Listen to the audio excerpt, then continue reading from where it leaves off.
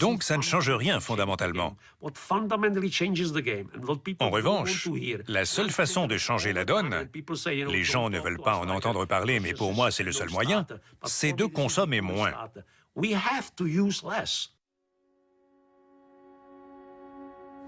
Les pauvres ont besoin de plus de choses, ça ne fait aucun doute.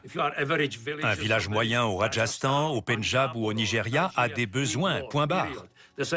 Si on est humain, on doit bien reconnaître qu'il leur faut plus d'eau potable, de nourriture, d'éducation. Il n'y a même pas lieu de discuter. Mais en ce qui nous concerne, nous, on pourrait et on devrait se contenter de beaucoup moins. Les gens sont conditionnés pour vouloir toujours plus et mieux. Si on dit « il faut limiter ça », les gens pensent que ce n'est pas une amélioration.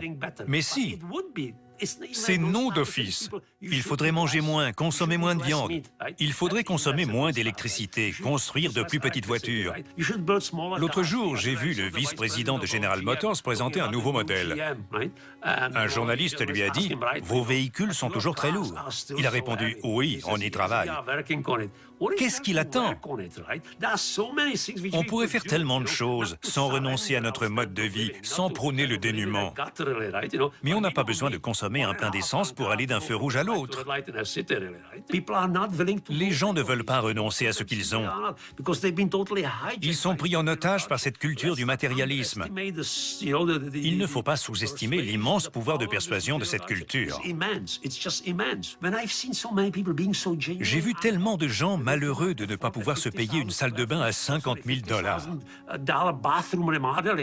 Il y a quelque chose de malsain dans cette échelle de valeur, parce qu'une salle de bain, on y passe 10 minutes pour prendre une douche et se brosser les dents.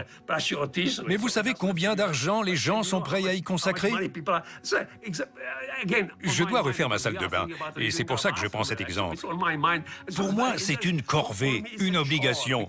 Mais pour beaucoup, c'est un but dans la vie.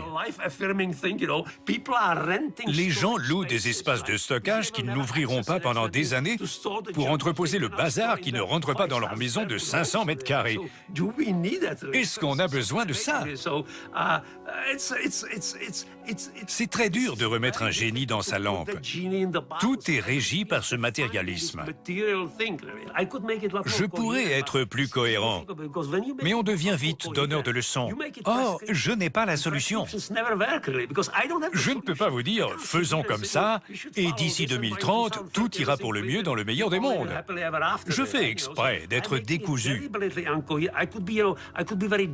Je pourrais être doctrinaire, mais j'ai vécu 26 ans dans une société communiste. Je suis immunisé contre toute forme de doctrine et de solution globale qui dirait « voilà le schéma auquel il faut se plier ». J'y suis farouchement opposé. Je fais exprès d'être incohérent et fouillis, parce que la vie est comme ça. On ne sait jamais quel schéma va apparaître.